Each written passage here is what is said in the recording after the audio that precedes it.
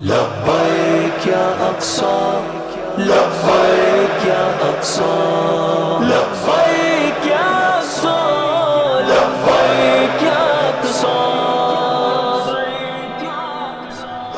السلام علیکم ورحمۃ اللہ وبرکاتہ. ناظرین اکرام، آپ دیکھ رہے ہیں دین اور دنیا ایک ساتھ ود مولانا پوڈ کاسٹ. میں ہوں آپ کا ہوسٹ محمد ابو بکر. ناظرین اکرام، گزشتہ سے وابستہ اسی سلسلہ کو لے کر آپ کی نظر کر رہے ہیں جو سلسلہ فلسطین کے حوالے سے ہم آپ کے سامنے لا رہے ہیں. ناظرین اکرام، فلسطین سے آپ کا کیا تعلق ہے، میرا کیا تعلق ہے، اور سننے والے، سنانے والے، دیکھنے والے، دکھانے والے، ان کا کیا تعلق ہے، ہماری نسلوں کا کیا تعلق ہے، اور یوں کہیے کہ ہمارے بزرگان دین کا کیا تعلق ہے. گزشتہ ہم نے یہ بات آپ کی نظر چھوڑی تھی اور ہم نے کہا تھا کہ ہم بتلائیں گے کہ بزرگان دین کا کیا تعلق ہے. لیکن میں چاہتا ہوں کہ بزرگان دین کا تعلق ظاہر کرنے سے پہلے آپ کو ذرا اور اونچا لے جائیں، اور اونچا اور اونچا. جو آپ سوچ رہے ہیں نا انبیاء کے بعد صحابہ، تو میں سوچ رہا ہوں کہ صحابہ کے اوپر ہم بات کریں کہ صحابہ کا فلسطین کے ساتھ تعلق تھا، کتنا گہرا تھا، اور اس تعلق کی بنیاد کیا تھی. اس جیسے تمام سوالات جو میرے دل میں اٹھ رہے ہیں، آپ کے دل میں بھی اٹھ رہے ہوں گے. تو ان تمام سوالوں کے جوابات لینے کے لیے پہلے تو اسٹوڈیو کے اندر ہمارے مہمان، پہلے کی طرح وہ جنہوں نے اپنی آنکھوں سے فلسطین کو دیکھا اور ہمیں دکھانے کے لیے انہوں نے یہ ساری کوشش کی. ہمارے ساتھ موجود ہیں مفتی محمد مسعود ظفر صاحب دامت برکاتہم، اور نوید بھائی ہیں ہمارے ساتھ موجود، جنہوں نے خود فلسطین کو دیکھا اور اپنی کیمرے کی آنکھ سے آپ کو دکھانے کے لیے یہ آج موجود ہیں. تو آپ کو لے کے چلتا ہوں سب سے پہلے مفتی محمد مسعود ظفر صاحب کی طرف، چونکہ اس کا تعلق احادیث کے ساتھ ہے، تاریخ کے ساتھ ہے، قرآن کے ساتھ ہے، صحابہ کا تعلق. تو سب سے پہلے ہم جو ذکر کر رہے ہیں وہ صحابہ کا کر رہے ہیں کہ صحابہ کا فلسطین کے ساتھ کیا تعلق ہے. تو شیخ ویلکم بیک، نوید بھائی ویلکم بیک.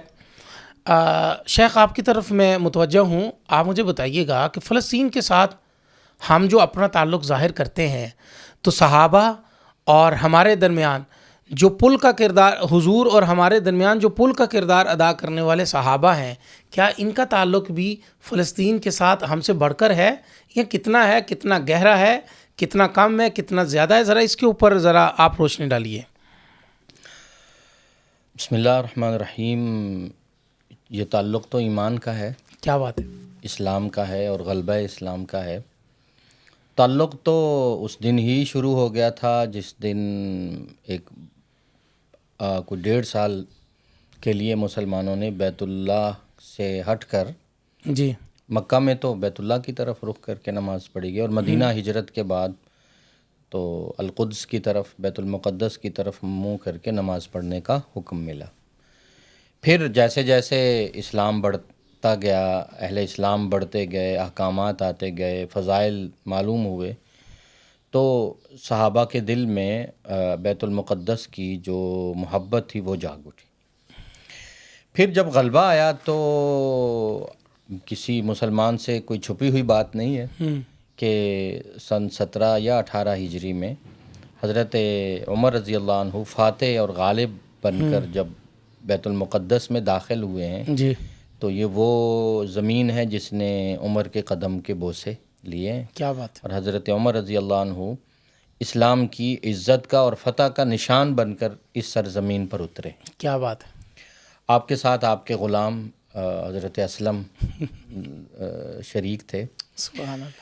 اس سفر میں بالخصوص حضرت عمر رضی اللہ عنہ نے اپنے ساتھ ایک شخصیت کو لیا. جی اب سفر ہو، ایسا مقام ہو تو جی کرتا ہے کوئی بڑا ساتھ ہو، جی کوئی بزرگ ساتھ ہو، کوئی نگران ساتھ ہو، کوئی سرپرست ساتھ ہو. تو ان کو ساتھ لیا جو حضور علیہ السلام کے بھی رشتے میں بڑے تھے. کیا بات ہے، حضور علیہ السلام کے چچا حضرت عباس بن عبد المطلب رضی کو اللہ. ساتھ لیا، اور وہ وہاں موجود تھے. تاریخ بہت کچھ بتاتی ہے، وہ ایک الگ حصہ ہے. لیکن ایک بات جس سے اہل کلیسا نے اور وہاں کے اہل کتاب نے برملا جس کا اظہار کیا کہ وہ جیسے ہی حضرت عباس رضی اللہ عنہ کو دیکھا تو سجدے میں گر گئے. اللہ اکبر. تو حضرت عمر تو پھر عمر ہے ماشاء اللہ. حضرت عمر نے کہا کیا کر رہے ہو، انسان کو سجدہ کر رہے ہو، ان کو دیکھ کر. اللہ کے سوا کسی کو سجدہ نہیں کرتے. تو انہوں نے کہا نہیں ہم ان کو نہیں سجدہ کر رہے. ہم حیران ہیں کہ ہمارے ذہنوں میں عیسیٰ کے حواریوں کی جو تصویر ہے نا، عباس بالکل ویسے. کیا بات ہے، سبحان اللہ. تو ہمیں وہ تقدس، وہ جو پاکیزگی اس سے حاصل ہوئی ہے، تو عباس تو لگتا ہے کہ کوئی عیسیٰ کا حواری آ گیا. کیا بات. حضرت عباس رضی اللہ عنہ بھی وہاں اس سفر میں جو تھے وہ ساتھ تھے. پھر خلافت جب یہاں قائم ہوئی اور فتح ہوئی تو ظاہر ہے حضرت عمر رضی اللہ عنہ سب سے پہلے جس کی تقرری کرتے تھے اور جس کو بھیجتے تھے اور وہ مقرر ہوتا تھا، اپائنٹمنٹ ہوتی تھی جس کی، وہ قاضی ہوتا تھا بے شک. جو کتاب و سنت کے مطابق فیصلے. تو معروف صحابی حضرت عبادہ بن صامت رضی اللہ عنہ فلسطین کے پہلے قاضی بن کر یہاں آئے سبحان اللہ. اور زندگی بھر یہیں رہے. سبحان اللہ. اور اقصیٰ کے قریب ایک مقبرہ ہے جسے باب الرحمہ کہتے ہیں. واہ. تو وہاں آج بھی حضرت عبادہ بن صامت آرام فرما ہیں اور زندگی بھر یہاں قضا یعنی جسٹس رہے. تعلیم و تعلم میں وقت گزارا اور یہاں ان کی زندگی کے ایام گزرے اور یہیں انہوں نے وفات پائی. خلافت عمر میں ایک واقعہ پیش آیا تھا، تاریخ گواہ و مسلمان جانتے ہیں کہ اس پورے خطے میں طاعون آ گیا تھا جسے طاعون امواس کہتے ہیں. اور اس زمانے میں یہ بلاد شام میں جنگ جاری تھی اور محاذ بڑا ہو گیا. تو یہاں جرنیل بنا کے بھیجے گئے حضرت معاذ بن جبل رضی. کیا بات ہے، سبحان اللہ سبحان اللہ.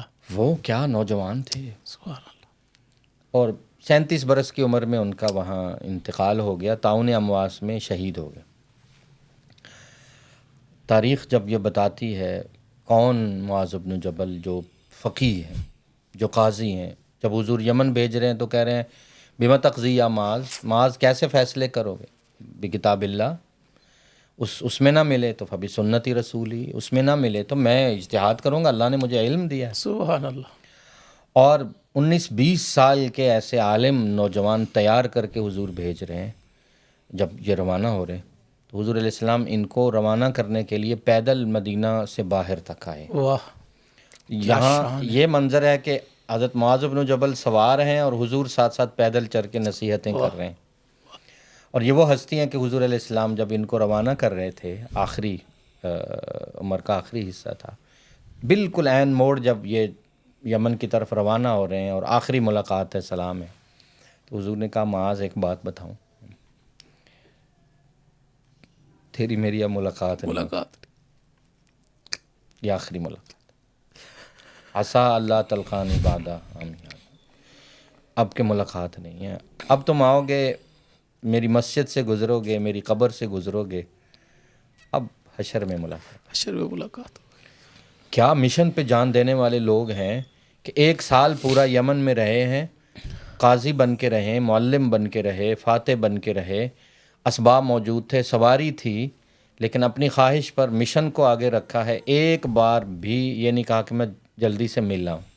کیا مشن جب پورا ہوا واپس آئے تو معلوم ہو گیا تھا کہ حضور علیہ السلام کا وصال ہو گیا. تو قبر پہ آئے، اللہ کے رسول مشن پورا کر آیا ہوں، لیکن آپ نے جیسے فرمایا تھا ویسے مسجد موجود ہے، آپ نہیں ہیں. لیکن یہ مشن پر جان دینے والے لوگ تھے. وہ مقام تھا کہ ایک دن حضرت معاذ بن جبل رضی اللہ عنہ کو حضور علیہ السلام نے کہا معاذ ایک بات بتاؤں. معاذ میں تم سے بہت پیار کرتا ہوں، بڑی محبت کرتا ہوں. سبحان اللہ. حضرت معاذ ابن جبل حیران ہے نا، ایک آپ کوئی بڑا آدمی، امام الرسل جس کو سامنے بٹھا کے کہہ رہے ہوں کہ میں تم سے بہت محبت، وہ نا حیران اور ششدر رہ گئے، آنکھیں جھکی ہوئی ہیں اور پتہ نہیں کیا کیفیت ہو، سکتہ طاری. تو حضور علیہ السلام نے فرمایا معاذ خاموش کیوں، کیا آپ کو مجھ سے محبت نہیں ہے؟ ان کہ اللہ کے رسول یہ کیا ہو سکتا ہے، کیوں نہیں محبت؟ اس درجے کے لوگ، عالم، فقیہ، محدث، قاضی، اور 37 برس کی عمر میں اچانک خبر آتی ہے فلسطین سے کہ حضرت عمر رضی اللہ عنہ مدینہ میں ہیں کہ معاذ بن جبل وفات پا گئے. عمر جیسا جرت مند جو کافروں کے لشکروں سے نہیں ڈرتا، اور زمین کو درے مار رہا ہے، اور کیا جرت اور کیا. تو تاریخ یہ بتاتی ہے، روایات میں یہ آتا ہے کہ دیکھا کہ طاعون امواس ہے، صحابہ کی روزانہ وفات ہو رہی ہیں، جنازے اٹھ رہے ہیں، اور معاذ بن جبل، تاریخ میں آتا ہے کہ حضرت عمر رضی اللہ عنہ پر اس خبر کا اتنا اثر ہوا کہ عمر پر نا کپ کپی تاری ہو گئی، اور ایک جملہ کہا کہ وہ لوگ دنیا سے جا رہے ہیں جن کے بارے میں ہمیں یہ گمان تھا کہ ہمارے بعد وہ قیادت سنبھالیں گے، واہ تو اس امت کا کیا بنے گا اگر معاذ ابن جبل ہی چلے گئے. واہ. تو اس جنگ میں یہاں ان کا وہ موجود تھے، طاعون امواس. ایک مقبرہ امواس ہے، القدس کے قریب ہے، جی تو یہاں ان کا انتقال ہوا. یہ القدس سے 20 کلومیٹر ہوگا، اور یافا ایک پٹی ایک شہر ہے، اس کے قریب یہ مقبرہ امواس موجود ہے. جی. دوسرے یہاں امین و هذه الامہ، اس امت کے سب سے امانت دار اور امین اور شریف ترین شخص حضرت ابو عبیدہ بن جراح، جو جرنیل اسلام تھے، سبحان اللہ. ان کو پھر حضرت عمر رضی اللہ عنہ نے وہاں بھیجا کہ جاؤ اور وہاں معاملات سنبھالو. عقل مند دانا آدمی تھے، لیکن بالآخر ان کا بھی اسی تعاون میں انتقال ہوا، شہید ہوئے. ان کی قبر بھی فلسطین میں ہے، معاذ بن جبل کی بھی، جی. اور حضرت ابو عبیدہ بن جراح. جراح کی. یہاں ایک تذکرہ میں اور کروں گا. ایک معروف صحابی ہیں، اور صحابہ میں سے تو کیا، انسانوں میں سے واحد انسان ہیں جن کی دجال سے ملاقات ہو چکی، کیا بات ہے جی. حضرت تمیم داری داری رضی اللہ عنہ. تو وہ آخری عمر میں فلسطین آ گئے تھے، واہ. اور کیوں آئے تھے کسی کو بتانے کی ضرورت نہیں کہ بھائی میں اس سرزمین میں جاتا ہوں جہاں یہ سارے واقعات آخر میں پیش آنے والے ہیں، اگر میری زندگی میں آئے تو میں وہاں موجود ہوں گا. تو حضرت تمیم داری رضی اللہ تعالیٰ عنہ کی وفات بھی یہیں فلسطین میں ہوئی ہے، اور آخری عمر کا حصہ انہوں نے اس کیفیت اور انتظار میں گزارا ہے کہ اگر آخری دور آتا ہے، حضرت عیسیٰ آتے ہیں تو میں یہاں ہوں، دجال آتا ہے تو میں اس کے خلاف لڑوں، اور دجال سے تو میں پہلے بھی مل چکا ہوں. تو حضرت تمیم داری رضی اللہ عنہ کی خبر یہاں ہے. اور یہاں بالخصوص حضرت ابو ہریرہ رضی اللہ عنہ تشریف لائے، پورے علاقے کی زیارت کی، جی. اور واپس وہ پھر شام کے خطے میں جی. تشریف لے گئے، اور دمشق کے قریب پھر حضرت ابو ہریرہ رضی اللہ عنہ کی وفات ہوئی. جی. اسی طرح حضرت ابو ذر غفاری رضی اللہ عنہ بھی تشریف لائے، اور یہاں ٹھہرے ہیں، اس زمین کی برکتیں جی. حاصل کی ہیں، اور واپس پھر مدینہ کے قریب ربضہ کے مقام پر ان کی وفات ہوئی ہے. یہ تو چند صحابہ کا جو ہے وہ تذکرہ ہے. صحابیات میں سے بھی 2 ازواج مطہرات اور ایک صحابیہ کا میں بالخصوص تذکر کروں گا. ویسے تو جی اگر صحابہ جو اس میں گئے، جو شہید ہوئے، جو گزرے، اس پہ ہم نے ایک الگ سے سرزمین شام کے نام جی سے ہم کتاب، بات کر چکے ہوئے ہیں، پوڈ کاسٹ اس پہ ہم نے کی ہے، جمع کی ہے. 200 سے زائد صحابہ، جی 200 سے زائد صحابہ نے اس زمین کا قصد کیا، سفر کیا، ٹھہرے، سکونت اختیار کی، یا وہ یہاں شہید ہوئے اور یہاں ان کی، تو ان سب کی جو مجموعی تعداد ہے وہ 200 سے زائد ہے. زائد.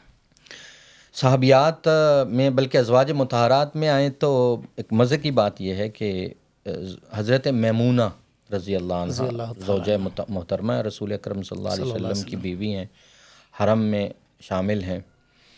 تو فتح مکہ کے سال حضور علیہ السلام سے کہتی ہیں، اللہ کے رسول، اب میں نے یہ منت مانی تھی کہ اگر مکہ فتح ہو جاتا ہے اور ہم اس خطے پہ غالب آتے ہیں تو میں نا القدس جاؤں گی اور وہاں نماز پڑھوں گی. سبحان اللہ. تو حضور علیہ السلام نے فرمایا اچھا، فرمایا ہاں اللہ فتح دیں گے لیکن تم جا نہیں سکو گی. یہ فرمایا اچھا کیوں یا رسول اللہ، میں کیوں نہیں جا سکوں گی؟ تو حضور علیہ السلام نے فرمایا کہ سفر امن نہیں ہوگا تمہارے اور تو اقصیٰ کے درمیان روم حائل ہو جائے گا اور تم جا نہیں سکو گے. اور ایسا ہی ہوا کہ وہ جا نہیں سکو. لیکن انہوں نے کہا اے اللہ کے رسول، اگر میں نہ جا سکوں تو کوئی عمل بتا دیں. اور یہاں ایک وہ عمل بھی حضور علیہ السلام نے بتایا. حضور نے فرمایا ایسا کرو نا، ایسا کرنا کہ القدس مسجد اقصیٰ میں جلنے والے چراغوں کے لیے تیل اپنے خرچ سے بھیج دینا. سبحان اللہ سبحان اللہ. تو حضرت میمونہ جا تو نہیں سکیں. جی ناظرین، یقینی بات ہے کہ ہم نے تمام سیرے کے اندر یہ ذکر کیا کہ یہ پوڈ کاسٹ ساری کی ساری کا سہرا اس امت کی ماں اور اس امت کی بیٹی اور اس امت کی وہ خاتون جو کہ نوید بھائی کی گھر والی ہیں ان کو جاتا ہے. تو بہت ساری اس امت کی بیٹیاں فخر کر رہی ہوں گی کہ ہمارے اندر سے خاتون نے یہ جذبہ دکھایا. تو آپ اگر نہیں جا سکتی ہیں تو آپ کے لیے یہ ایک نمونہ ہے جو آپ کے سامنے رکھا ہے شیخ نے, کہ حضرت مامونہ نے جو آپ صلی اللہ علیہ وسلم سے جو پوچھا کہ یا رسول اللہ پھر مجھے کوئی عمل بتا دیجئے, تو اب آپ ذرا شیخ اس کو ذرا ایک دفعہ پھر ریپیٹ کر دیجئے تاکہ امت کی بیٹیوں کے لیے مشعل راہ بن جائے. حضرت میمونہ فرماتی ہیں کہ میں نے عرض کیا رسول اللہ اگر میں نہ جا سکوں تو فرمایا کہ مسجد اقصیٰ میں جلنے والے چراغوں کے لیے تیل کا انتظام کر دیں. یعنی مسجد اقصیٰ کی آپ خدمت کریں اور اہل فلسطین کی خدمت کریں, اور امت نے بڑا حصہ ڈالا ہے اور یہ رکنا نہیں چاہیے. سبحان اللہ. یہ ہمارا پیغام یہ ہے, یہ درد, یہ تعاون, یہ معاونت پہلے سے زیادہ ان فضائل کو سننے کے بعد ہونی چاہیے. اور رسول اکرم صلی اللہ علیہ وسلم نے جہاں یہ فرمایا ہو کہ یہاں امت کا آخری لڑنے والا دستہ, مجاہدین کی جماعتیں اور اسلام پر غالب آنے والے یہاں ہوں گے, تو ان پہ خرچ کرنا چاہیے. جی. پھر کیا کیا حضرت میمونہ رضی اللہ عنہ نے, جب تک حیات رہی ہیں مولانا نوید بھائی, جب تک وہ زندہ رہی ہیں, حیات رہی ہیں, انہوں نے کہا کہ بھائی اقصیٰ پہ کتنا تیل لگتا ہے, سال بھر کا. سال بھر کا تیل جو جب مسجد اقصیٰ کے چراغوں میں جلتا تھا, وہ اکیلی حضرت میمونہ رضی اللہ عنہ سال کے بعد قاصد روانہ کرتی, کسی طریقے سے بھیجتی ہیں اور اپنی طرف سے وہ خدمت ادا کرتی ہیں, اور زندگی بھر اس میں ناغہ نہیں آنے. سبحان اللہ, سبحان اللہ, سبحان اللہ, سبحان اللہ. یہ حضرت میمونہ ہے. اس پہ ہم بات کریں اس کے تو بات لمبی ہو جائے. ایک اور زوجہ مطہرہ ہیں اور مزہ کا نام ہے, سبحان اللہ, حضرت صفیہ بنت حیی ابن اخطب. سبحان اللہ. حیی ابن اخطب یہودی سردار ہے. آپ دیکھیے لنک, اسلام اور اہل کتاب. تو غزوہ بنی مستلق ہوا سن 6 ہجری میں, اور وہاں کے سردار کی بیٹی تھیں, یہودی کی بیٹی تھیں, اسلام لے آئیں, حضور علیہ السلام کے عقد میں آ گئیں. اور ایک دفعہ ان کا ایک اور زوجہ محترمہ سے جھگڑا ہو گیا, ایسی محبت کا, گھر میں رہتے ہوئے بات چیت ہو گئی. تو انہوں نے کہا کہ دوسری زوجہ نے کہ میں حضور کی بیوی ہوں تو ذرا دھیان سے. اور انہوں نے کہا کوئی بات ہو گئی گھر میں, تو حضور علیہ السلام تشریف لائے تو حضرت صفیہ بیٹھی ہوئی تھی ذرا اداس اور غمگین. حضور نے فرمایا بھائی کیا ہوا؟ وہ میری بحث ہو گئی اور فلاں زوجہ محترمہ سے, تو وہ مجھے کہتی ہیں کہ تم تو یہودی خاندان سے ہو اور فلاں ہیں, اس نے مجھے ایسا کہا, میرے دل پہ بڑا اثر ہے. تو حضور علیہ السلام مسکرائے اور فرمایا آپ دوبارہ بات ہو نا اس سے, تو اس سے کہنا کہ میں ایک پیغمبر کی بیوی ہوں حضور علیہ السلام, اور ایک پیغمبر کی بیٹی ہوں موسیٰ کی, اور ایک پیغمبر کی بھتیجی ہوں ہارون کی. میرا تعلق تو 3 نبیوں سے ہے. سبحان اللہ. تو اس خاندان سے ہیں جو حضرت موسیٰ کی ہارون کے خاندان سے ہیں, حضرت صفیہ. تو بہت جی کیا, ظاہر ہے اب اسلام, پھر مقام موسیٰ, مقام عیسیٰ, اور یہ پورا خطہ. تو حضرت صفیہ رضی اللہ عنہ ام المؤمنین سیدہ یہ تشریف لائیں, مقام زیتون پہ آئیں. یہ جبل زیتون ہے جی, پہاڑی پہ خود چڑھی, رات گزاری, نماز پڑھی, تہجد کی نماز اقصیٰ کے دامن میں جبل زیتون پہ پڑھی. پھر کھڑے ہو کے ایک جملہ کہا زیتون پر, اس طرح رخ کیا اقصیٰ کی طرف, قدس کی طرف, اور کہا لوگو یہ وہ مقام ہے جہاں لوگ حشر کے لیے جمع کیے جائیں گے, اور یہیں سے تقسیم ہوں گے, اور کوئی جنت کو جا رہا ہوگا اور کوئی جہنم کو جا رہا ہوگا. یہ سٹیٹمنٹ ہے, یہ جملے ہیں, یہ بات کی حضرت صفیہ رضی اللہ. اسی طرح ایک نام لوں گا, معروف صحابیہ ہیں حضرت ام حرام بنت ملحان. حضور علیہ السلام سے ان کی گفتگو بھی ہوئی, وہ ایک حدیث کا طویل چیپٹر ہے. اور یہ بحری جہاز میں تشریف لائیں اور بحری غزوہ میں تشریف لائیں. حضور علیہ السلام نے ان کو خوشخبری بھی دی تھی کہ آپ اس میں شریک ہوں گی. تو حضرت ام حرام بنت ملحان جو ہیں وہ یہاں جو ہے وہ تشریف لائیں. بلکہ فلسطین میں جو آخری صحابی فوت ہوئے اور مدفون ہوئے، آخری صحابی فلسطین میں ان کے بیٹے تھے. اچھا، کمال ہے. ابو ابی ابن ام حرام بنت ملحان، سبحان اللہ. یہ ان کے حقیقی بیٹے تھے حضرت ام حرام بنت ملحان کے. جی. اور یہ حضرت عبادہ بن صامت جو قاضی بن کے آئے تھے فلسطین میں پہلے، جی. یہ ان کی بیوی ہیں. جی. تو یوں ایک خاندان آیا نا. جی. یعنی عبادہ بن صامت قاضی ہیں، جی. ام حرام بنت ملحان ان کی اہلیہ ہیں، یہ بیٹے ہیں، اور یہ ان کے پہلے شوہر سے ہیں. جی. اس لیے ابو ابی ابن عبادہ نہیں ہے، چونکہ یہ سوتیلے بیٹے ہیں تو پھر یہ تاریخ میں معروف ہو گئے ابو ابی ابن ام حرام بنت ملحان. جی. تو یہ صحابہ ہیں جو تشریف لائے، اور باقی میں نے عرض کیا کہ 200 سے زیادہ صحابہ اس رخ سے آئے. باقی مقامات میں حضرت ابراہیم علیہ السلام کے ساتھ ساتھ حضرت اسحاق ہیں، حضرت یعقوب ہیں، حضرت یوسف ہیں، ان کا تذکرہ. بالکل. ناظرین کو میں لے کے چلوں گا نوید بھائی کی طرف. نوید بھائی، ماشاءاللہ صحابہ کا ذکر نہ ہوتا تو ہماری یہ مجلس بھی بابرکت اور مبارک نہ بنتی. تو یہ تذکرہ میں سمجھتا ہوں کہ ہر پوڈ کاسٹ کا اہم حصہ ہونا چاہیے.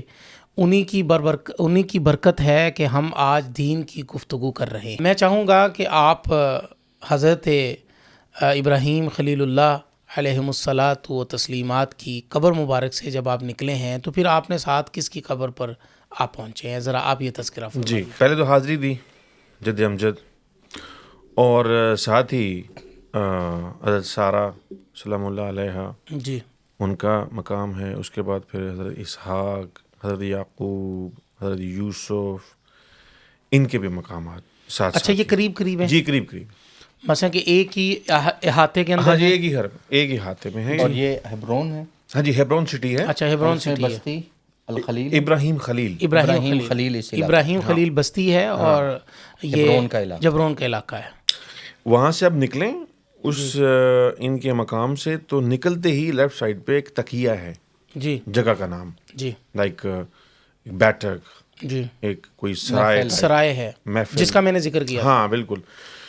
تو وہ سرائے تھی جہاں پہ حضرت ابراہیم علیہ السلام لوگوں کو، وزٹرز کو، اپنے فالورز کو، اپنے متقین کو ملتے تھے، کھانا کھلاتے تھے اور ان کو تعلیم وغیرہ دیتے تھے. تو یعنی کہ یہ وہ سرائے تھی جہاں پر ابراہیم علیہ السلام اگر کوئی دن کوئی مہمان نہ آتا تو آپ بازار سے کسی کو پکڑ کر لا کر وہاں پر بٹھا کے کھانا کھلاتے. ابراہیم علیہ السلام کی بیٹھک ہو گئی، محفل ہو گئی. شیخ، یہ جتنے انبیاء کا، یوسف اور یعقوب، اسحاق، سارہ علیہم الصلاۃ و تسلیمات جتنے بھی ہیں، تھوڑا تھوڑا ان کا ذکر ہو جائے تو ذرا محفل کو ہمارے ایمان کا حصہ ہے، مومن کو معلوم ہے. لیکن میں ان کو اپنا سلام عقیدت پیش کرتے ہوئے ان کا تھوڑا تھوڑا تذکرہ کروں گا کہ یہ خاندان ہے، آل ابراہیم ہے، اوپر حضرت ابراہیم ہے.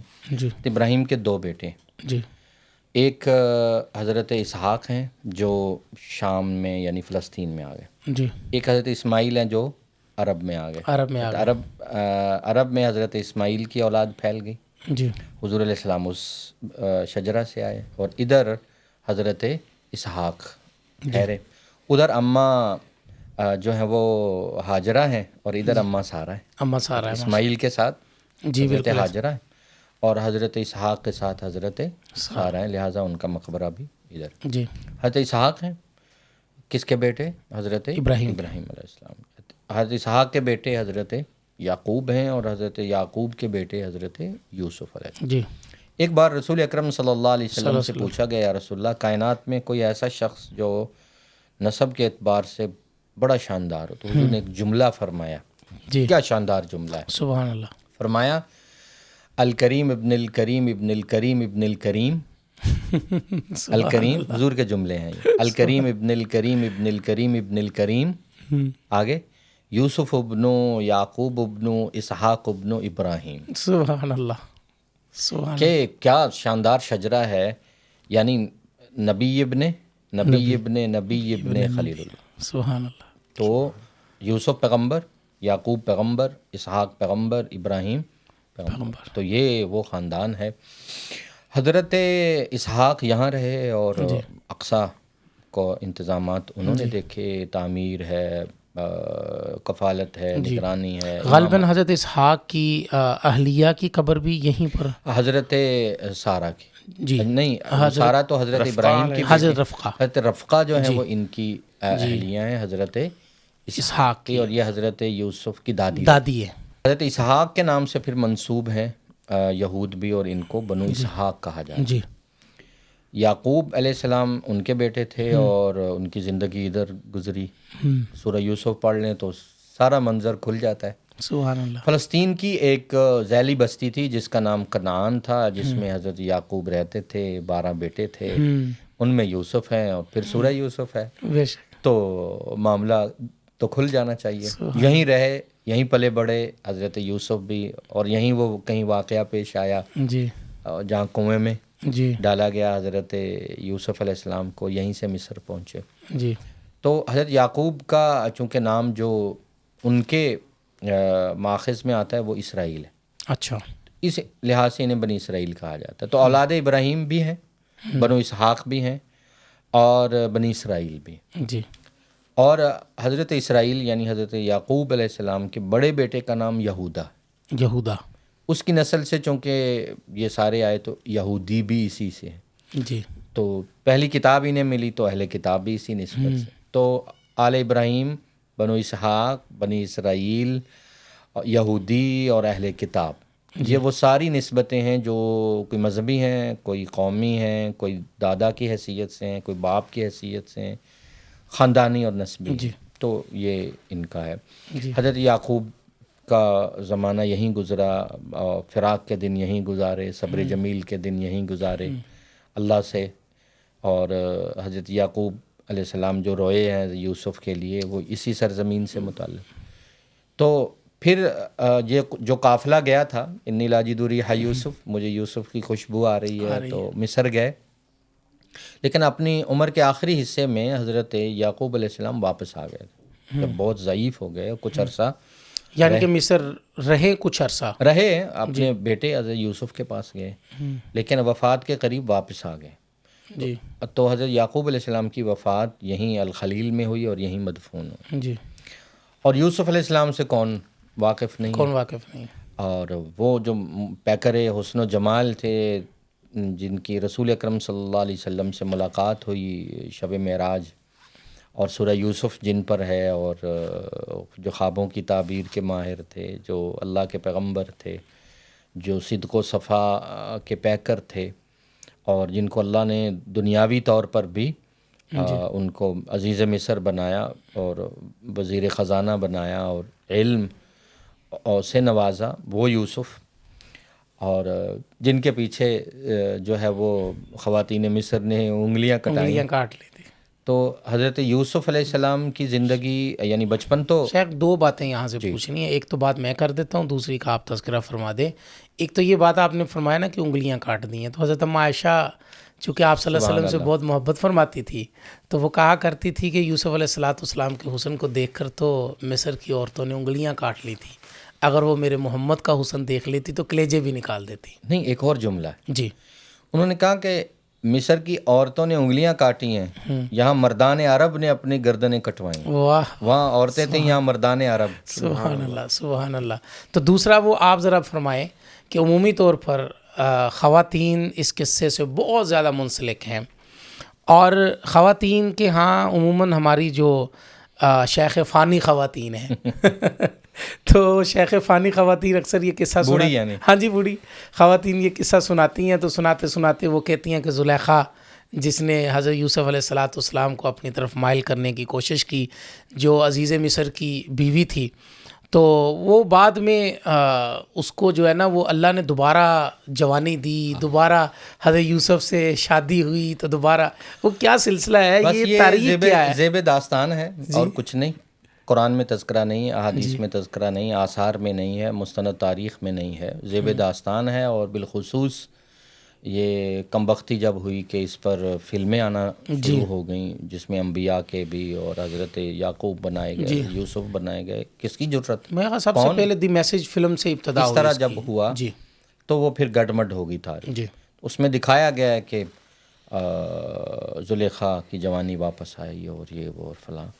تو تاریخ میں کہیں بھی اس کا تذکرہ نہیں ہے، بلکہ یوسف علیہ الصلاۃ والسلام کی جو سٹیٹمنٹ ہے جہاں جب ان کے حق میں فیصلہ ہوا اور انہوں نے ایک جملہ کہا، جب بادشاہ ملک کے سامنے یہ راز کھلا اور جو زلیخا تھے اس نے اپنے گناہ کا اقرار کیا اور کہا کہ الآن حصحص الحق انا راودتہ عن نفسی، میں نے پھسلایا تھا، یوسف سچا ہے اور میں جھوٹی ہوں، تو حضرت یوسف علیہ السلام نے ایک جملہ کہا تھا، اس جملے سے بھی لگتا ہے کہ یہ واقعہ نہیں ہوا۔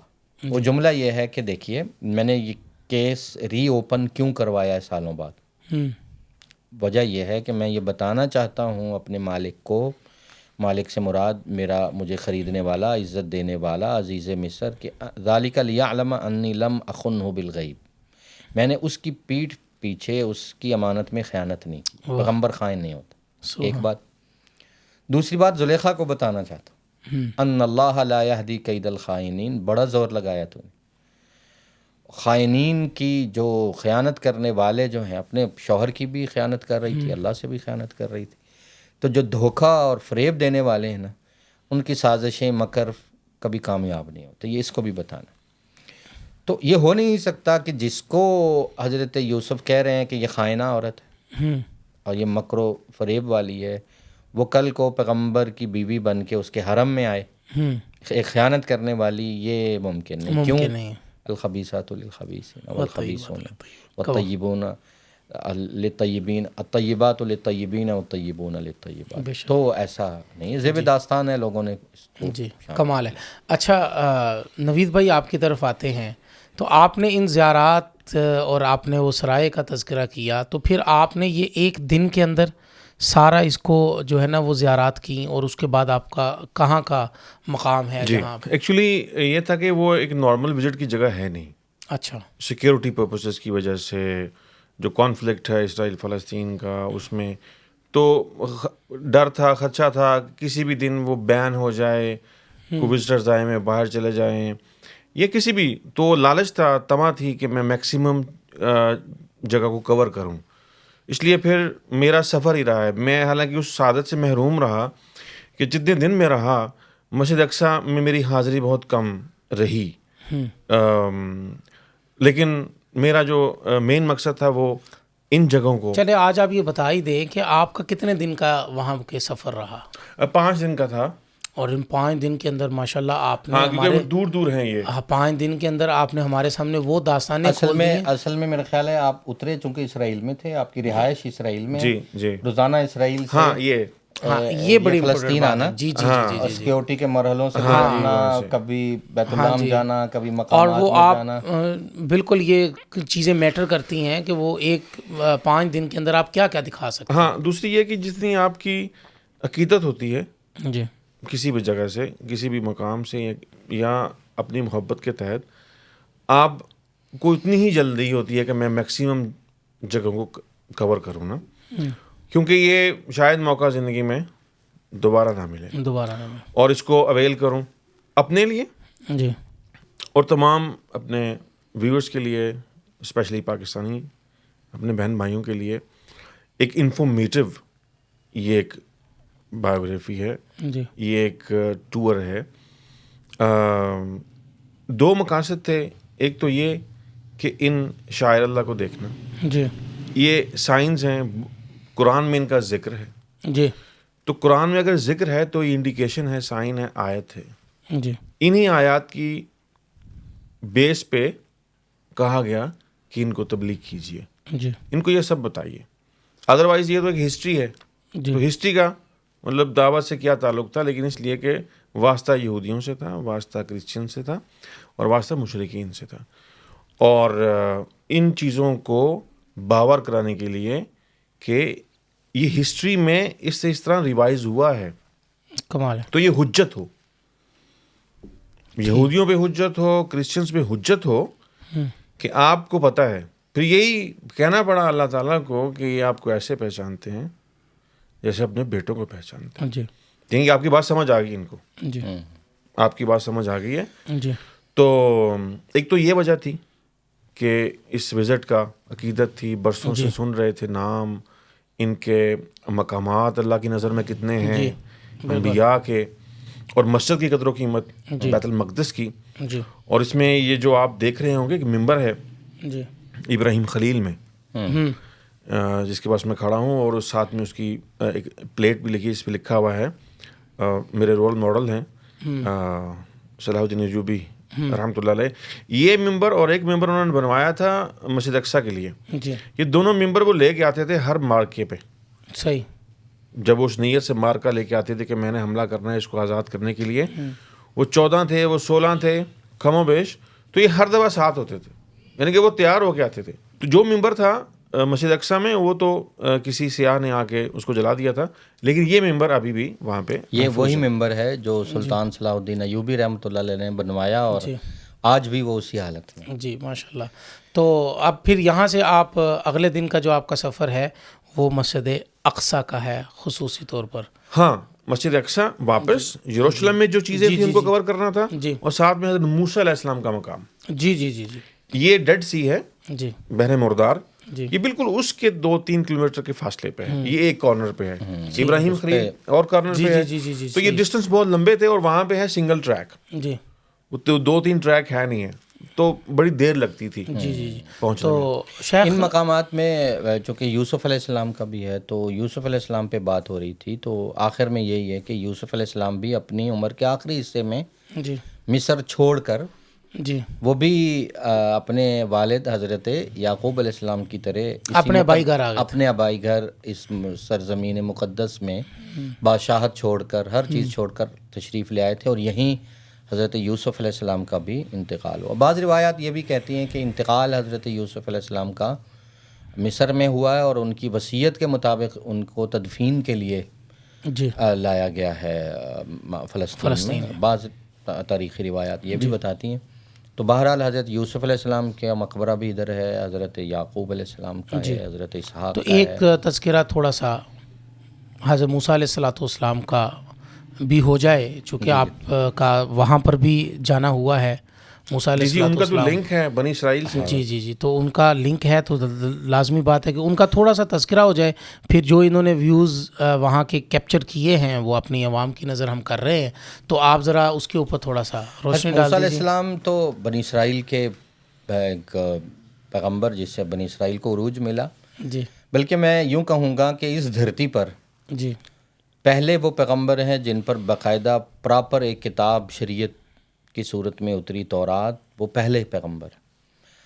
پھر کلیم اللہ ہے, اللہ سے براہ راست گفتگو اور بات ہوئی ہے. اور پھر موسیٰ تو پھر موسیٰ ہیں, کلیم اللہ ہیں. معجزات دیے گئے, عصا کا, لاٹھی کا معجزہ ہے. میں یہ بس چیزیں یاد دلا رہا ہوں اپنے عوام کو, اور ید بیضا ہے, ہاتھ روشن ہونا. فرعون سے مقابلہ ہے, فرعون کا غرق ہونا ہے, بنی اسرائیل سے ان کا واسطہ پڑا ہے. تو حضرت موسیٰ علیہ السلام صاحب کتاب, صاحب معجزات, صاحب کلام, کلیم اللہ پیغمبر ہیں, اور ان پیغمبروں میں سے ہیں جن کا قرآن نے بہت تذکرہ کیا. قرآن مجید میں پارے تو 30 ہیں, لیکن 29 مقامات ایسے ہیں جن میں موسیٰ علیہ السلام کا تذکرہ ہے. سبحان اللہ. 29 ٹائم, بڑے بڑے رکوع, بڑی بڑی آیتیں, مختصر سے مختصر, طویل سے طویل. تو موسیٰ علیہ السلام کے کردار سے تو قرآن بھرا پڑا ہے. ہم جہاں سے پڑھیں گے قریب قریب حضرت موسیٰ آ جائیں گے علیہ السلام. حالانکہ قرآن پاک کی پہلی سورہ, سورہ فاتحہ کے بعد سورہ بقرہ, اس کا بھی تذکرہ حضرت موسیٰ علیہ السلام ہے, بنی اسرائیل کی تاریخ, بنی اسرائیل کی تاریخ. اور آخری پارہ ہے, آخری پاروں میں سورہ النازعات ہے, وہاں مختصر تذکرہ ہے. تو بیچ میں 27 مقامات اور ہیں جن میں موسیٰ علیہ السلام کا کمال ہے. حضرت موسیٰ علیہ السلام کی قبر بھی یہیں ہے, لیکن بنی اسرائیل سے چھپا لی گئی تھی وہ. اچھا. وادی تیہ میں جب یہ قوم گزر رہی تھی, تو موسیٰ علیہ السلام نے دعا کی کہ اللہ اس قوم میں اور میرے میں نہ فیصلہ کر دے, بس مجھے اٹھا لے. ربی انی لا املک الا نفسی و اخی, بس اے اللہ میں ذمہ دار ہوں اپنا اور اپنے بھائی ہارون کا. ففرق بیننا و بین القوم الفاسقین, یہ فاسق قوم ہے, یہ تیرے انعامات کی اور میری احکامات کی کتاب کی منکر ہے, تو یہ جہاد کی منکر ہے, بس میرا ان کا فیصلہ کر دی. موسیٰ علیہ السلام کی وفات ہو گئی. تو رسول اکرم صلی اللہ علیہ وسلم شب معراج فرماتے ہیں کہ جب میرے ساتھ جبریل تھے تو میں نے جبریل سے کہا کہ موسیٰ کی قبر پہ مجھے لازماً لے جائیں۔ حضور السلام نے ارشاد فرمایا، انہوں نے کہا میں ضرور لے جاتا ہوں۔ بحکم الہی اللہ نے، یہ اس وقت تک یہ نظروں سے اوجھل تھی۔ جی پھر رسول اکرم صلی اللہ علیہ وسلم نے فرمایا کہ جبریل مجھے لے گئے، اور مجھے حضور علیہ السلام نے فرمایا کہ کوئی مجھے اب لے جائے نا فلسطین اس مقام پر، تو میں اس کو لے جاؤں اور دکھاؤں کہ یہاں موسیٰ علیہ السلام سبحان اللہ، سرخ ٹیلوں کے پاس فرمایا، سرخ جگہ، سرخ، ہاں جی، ایسے ہی سرخ ٹیلوں کے پاس۔ تو رسول اکرم صلی اللہ علیہ وسلم نے شب معراج باقاعدہ اس جگہ پر، مقام موسیٰ پر، موسیٰ علیہ السلام کی قبر کے پر حاضری دی ہے اور اس کی تمنا کی ہے۔ یہ چند باتیں ہیں۔ کمال ہے۔ ناظرین، آپ نے سنا انبیاء کا تذکرہ اور صحابہ کا تذکرہ، ازواج مطہرات کا تذکرہ، اور آج کی اس پوڈ کاسٹ کے اندر ہماری سامعات کے لیے ایک انمول تحفہ جو پیش کیا گیا، اور اسی طرح آپ کی دلچسپی مزید بڑھ جانی چاہیے کہ جس چیز کا سلسلہ ہم نے شروع کیا تھا اب ہم اس سلسلے کی طرف جانے والے ہیں، اور وہ آپ کے دلوں کی دھڑکن مسجد اقصیٰ۔ آپ نے ویسے جو سب سے پہلے دیکھا تھا نا، اس کا ہم آپ کو بتا دیں کہ ہم نے بھی پہلی مرتبہ بھی اپنی پوڈ کاسٹ کے اندر باب گنبد صخرہ کا ذکر کیا، اور آج ہم آپ کو لے کے چلیں گے، چونکہ گنبد صخرہ بھی مسجد اقصیٰ کا حصہ ہی ہے، حرم بیت المقدس کا حصہ ہے، لیکن اب آپ کو مسجد اقصیٰ، جس کے لیے آپ کی جانیں، میری جانیں، ہماری نسلوں کی جانیں قربان ہونے کے لیے ہمہ وقت تیار ہیں، تو آپ جڑے رہیے گا۔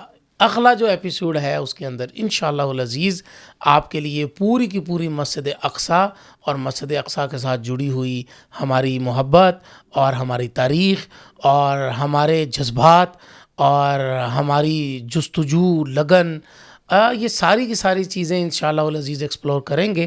تب تک ہمیں اجازت دیجیے اور ہمارے مہمانوں کو اجازت دیجیے۔ انشاءاللہ نئی پوڈ کاسٹ کے ساتھ آپ کی خدمت میں پھر حاضر ہوں گے۔ والسلام ورحمۃ اللہ وبرکاتہ۔ مولانا پوڈ